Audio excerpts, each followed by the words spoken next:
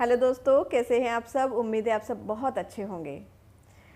आज के वीडियो का विषय थोड़ा सा हटके है, लेकिन पूरा सुनिएगा। मैं आपसे एक प्रश्न पूछती हूँ कि अगर आपके घर में दीमक लगता है तो आप क्या करते हैं।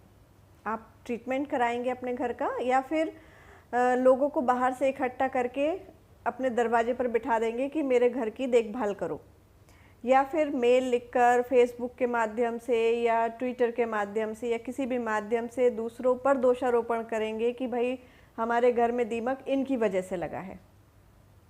आप अपने घर का ट्रीटमेंट कराएंगे, है ना। तो मैं उन सभी अपने हिंदू भाई बहनों से ये पूछना चाहूँगी जिन्होंने आजकल सोशल मीडिया पे हंगामा मचा के रखा हुआ है कि हिंदू धर्म खतरे में है, गर्व से कहो हम सनातनी हैं। तो ये कहने की ज़रूरत क्यों पड़ रही है। पहली बात तो आप ये बात अपने दिमाग से निकाल दीजिए कि हिंदू धर्म खतरे में है। हिंदू खतरे में नहीं है, और अगर है भी तो वो आप अपनी वजह से ही हैं, किसी बाहर वाले की वजह से नहीं है, क्योंकि आपके घरों में दीमक लग चुका है। सबसे पहले आपको ये बात समझनी पड़ेगी कि आप क्या कर रहे हैं। जब हम एक उंगली किसी पर उठाते हैं ना, तो 3 उंगलियां हमारे ऊपर भी उठती हैं। हमने अपनी हजारों साल पुराने धर्म को, उसकी मान्यताओं को एकदम सिरे से नकार दिया। आधुनिकता की दौड़ में हम हिंदू इतने पागल हो गए, हमने पाश्चात्य संस्कृति को अपने अंदर इतना अपना लिया कि हम अपने रीति रिवाज धर्म से ही दूर हो गए।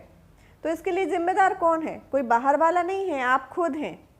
आपने अपने शिखा रखना, जनेऊ धारण करना, धोती पहनना, तिलक लगाना सब कुछ बंद कर दिया। आपने पूजा पाठ बंद कर दिया, जबकि अन्य धर्म के लोगों ने तो ऐसा नहीं किया। आज भी इस्लाम धर्म के लोग जो मानते हैं उस धर्म को, नमाज पढ़ते हैं, टोपी लगाते हैं, शान से लगाते हैं। उनकी महिलाएं बुर्का पहनती हैं, शान से पहनती हैं, उन्हें कोई आपत्ति नहीं है। लेकिन आपकी महिलाओं ने तो साड़ी पहनना भी छोड़ दिया। आपके घर की बेटियां छोटे छोटे कपड़े पहनकर मंदिर जाती हैं, आप उन्हें रोकते हैं, आप उन्हें सहर्ष जाने देते हैं। आप उन्हें ये तक नहीं बताते कि मंदिर में इस तरह के कपड़े पहनकर नहीं जाना चाहिए। हर जगह का एक ड्रेसिंग सेंस होता है। इसके लिए जिम्मेदार कौन है? इस्लाम धर्म में जब बच्चा बड़ा होता है तो उसको उर्दू अरबी पढ़ना सिखाया जाता है, ताकि वो बड़ा होकर अपनी धार्मिक पुस्तक पढ़ सके। और हम क्या करते हैं, जब हमारे बच्चे छोटे होते हैं तो हम उनको अंग्रेजी पढ़ना सिखाते हैं। हम उनसे कहते हैं कि अंग्रेजी में बात करो, क्योंकि हम उसमें शान समझते हैं। हम कभी कोशिश करते हैं कि हम अपने बच्चों को संस्कृत सिखाएं ताकि वो भी अपनी धार्मिक पुस्तकें पढ़ सकें? नहीं करते। हम उन्हें ना तो श्लोक सिखाते, ना मंत्र सिखाते, हम कुछ नहीं सिखाते। हम अपने घरों में, हमारे हिंदू धर्म तो इतना वैज्ञानिक धर्म है, पूरा वैज्ञानिकता के आधार पर स्थापित धर्म है। अगर आप उस जीवन शैली को अपनाएंगे तो आप एक स्वस्थ और लंबा जीवन जी सकते हैं। लेकिन हमने उस जीवन शैली को ही छोड़ दिया।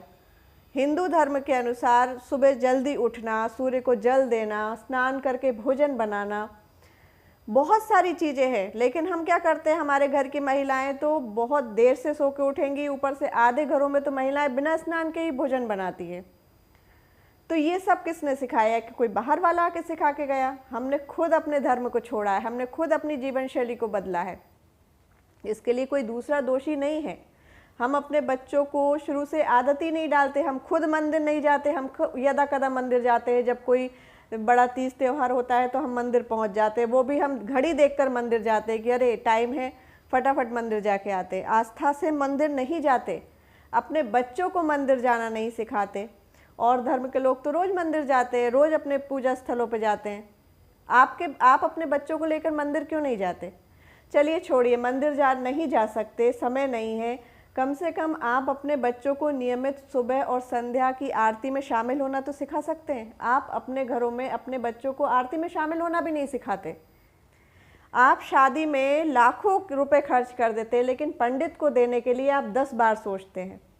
तो इस सब चीज़ों का दोषी कौन है? आपने अगर अपने संस्कारों को छोड़ा है तो किसी ने नहीं कहा आपसे छोड़ने को, आपने खुद उसको छोड़ा है। सनातन धर्म तो वैज्ञानिकता के आधार पर जीवन जीना सिखाता है, आपने तो उस चीज़ को ही नकार दिया।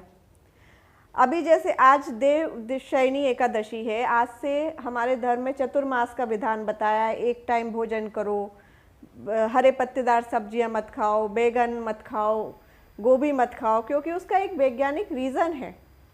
हमारा इम्यून सिस्टम बरसात में वीक हो जाता है। हमारे धर्म में कोई भी चीज़ ऐसी नहीं है जो इसका वैज्ञानिक कारण ना हो, लेकिन आपने तो साइंस को भी नकार दिया, आपने अपने ही धर्म को छोड़ दिया और आज आप दोष मढ़ते हैं दूसरों पर। तो जब आप दूसरों पर उंगली उठाते तो आप अपने अंदर भी झांकिए कि आप क्या कर रहे हैं।